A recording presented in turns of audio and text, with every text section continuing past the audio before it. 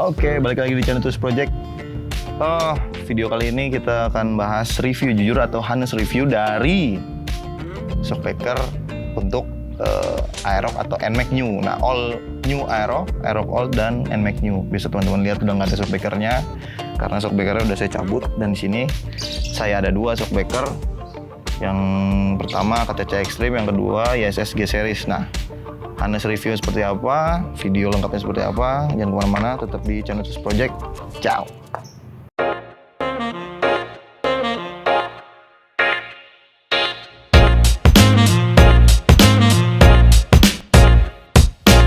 Oke, sebelum kita lanjut videonya, saya mau ngingetin yang belum subscribe, silahkan di subscribe supaya nggak ketinggalan video updatean dari Tools Project tentang roda 2. Nah, lanjut kita ke videonya. Oke, lanjut videonya. Nah, di sini di tangan saya sudah ada dua shockbreaker. Ini sampel aja ya. Yang satunya kan udah pasang. Jadi ini sampel aja supaya teman-teman bisa lihat aja lah gitu lebih detail.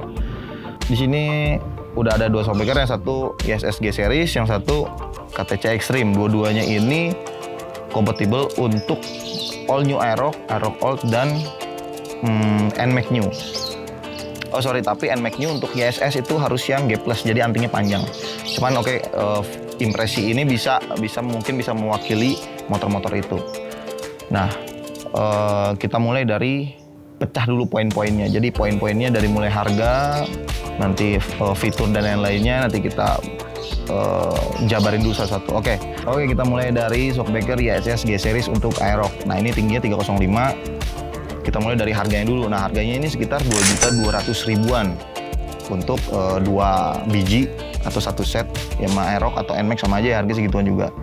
Nah, di 2.200.000 rupiah teman-teman hanya mendapatkan fitur setelan preload atau setelan spring.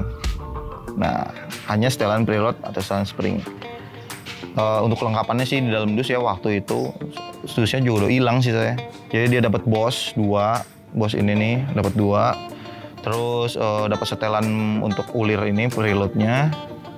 Kemudian stiker-stiker manual book kayak gitu-gitu aja. Nah, untuk YSS ini buatan Thailand. Nih, di sini ada tulisannya buatan Thailand.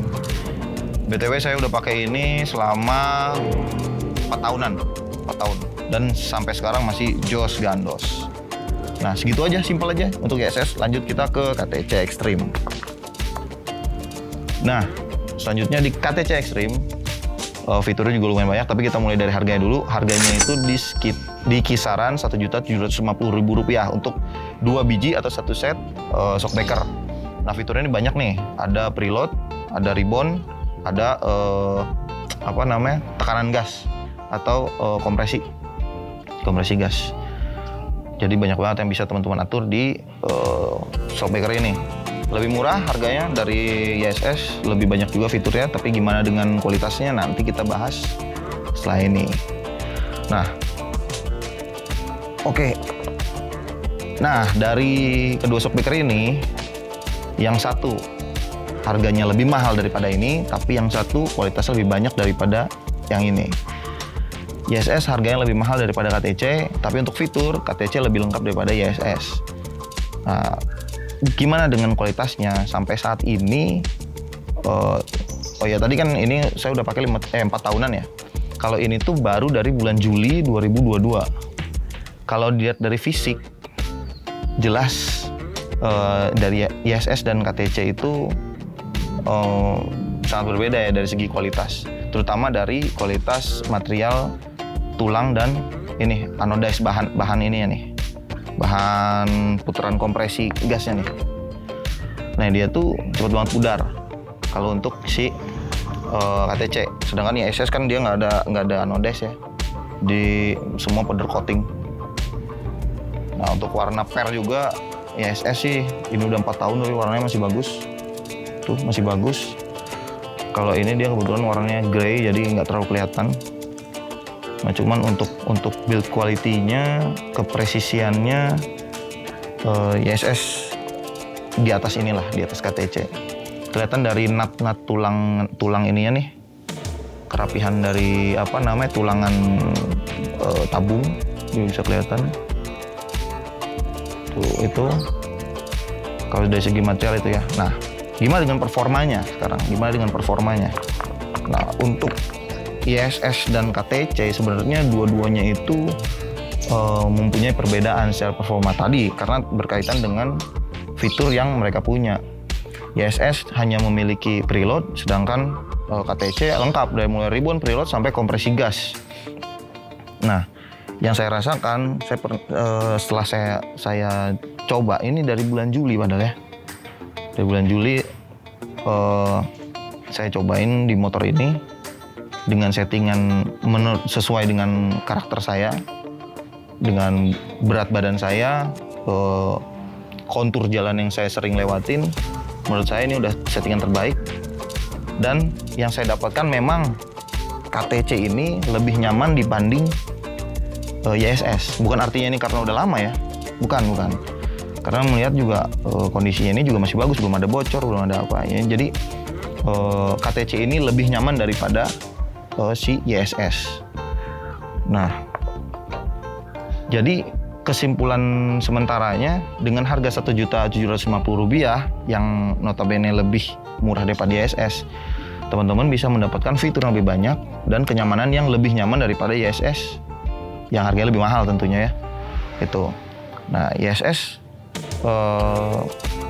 dengan harga Rp2.200.000 cuma memiliki fitur preload, tetapi secara kualitas material dia jauh lebih bagus karena saya udah ngalamin sendiri udah 4 tahun nih, nggak ada bocor, nggak ada apa, motor udah 80.000 kilo. Nah, dari segi konsistensinya itu ISS sepengalaman saya lebih baik daripada KTC. Banyak kasus sih nggak tahu nih, coba teman-teman yang punya kasus sama atau pernah ngalamin apa benar KTC sering bocor. Nah, itu coba di-share di kolom komentar. Memang saya pernah dengar juga ISS juga ada yang bocor, cuman persentasenya kayaknya lebih banyak user KTC yang mengalami bocor pada seal tabung tengahnya.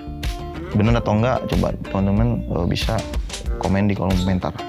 Jadi kesimpulannya, kalau saya punya uang 2 juta, ya, jadi untuk beli KTC kebanyakan, untuk beli ini kurang.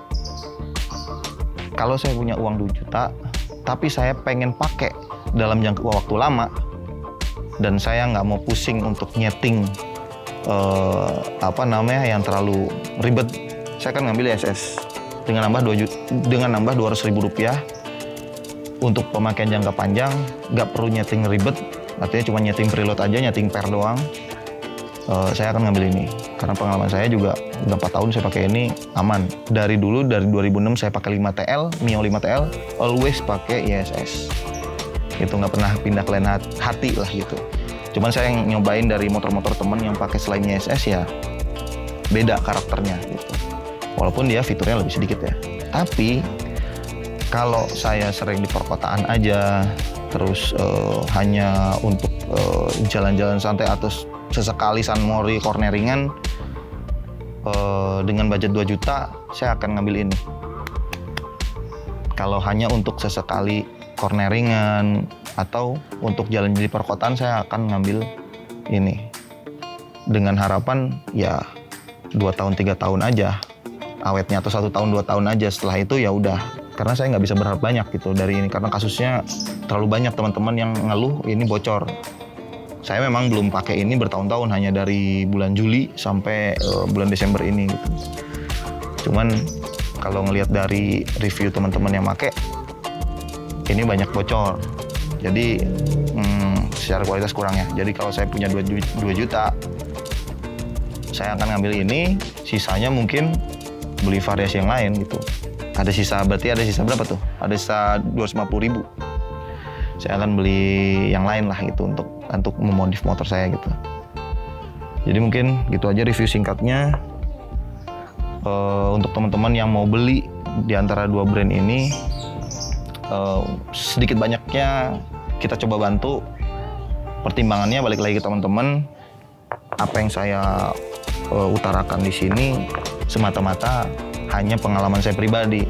Kalau misalkan tidak sama dengan pengalaman teman-teman ya mungkin emang beda gitu. Beda macam-macam, bisa dari beda cara pakai motornya, bisa beda dari keseharian kontur jalan kesehariannya ya. Terus bisa beda dari umur pakai mungkin gitu ya. Jadi itu balik lagi ke teman-teman. Buat teman-teman yang mau beli silakan. Mau beli KTC oke, mau beli SS oke. Tadi saya coba kasih rekomendasi untuk prioritinya lah, prioritas teman-temannya untuk apa dulu nih. Ya segitu aja mungkin. Mohon maaf kalau penjelasannya belibet atau terlalu kesana kemari. Jadi kalau teman-teman suka dengan videonya silahkan di like. Yang belum subscribe silahkan di subscribe. Share juga ke teman-teman lainnya supaya video ini bisa lebih bermanfaat. Jangan lupa tinggalkan komentar. Terus kalau mau diskusi silahkan. Nanti kalau ada waktu saya pasti nyempetin untuk balas. Cuman seperti video sebelumnya, kalau bisa teman-teman tonton video sampai habis. Jadi jangan ada pertanyaan yang sudah ada jawabannya dalam video, nggak akan saya jawab karena jawabannya sudah ada dalam video gitu. Oke, mungkin segitu aja video dari kami Twist Project. Sampai jumpa lagi di video selanjutnya. Bye bye.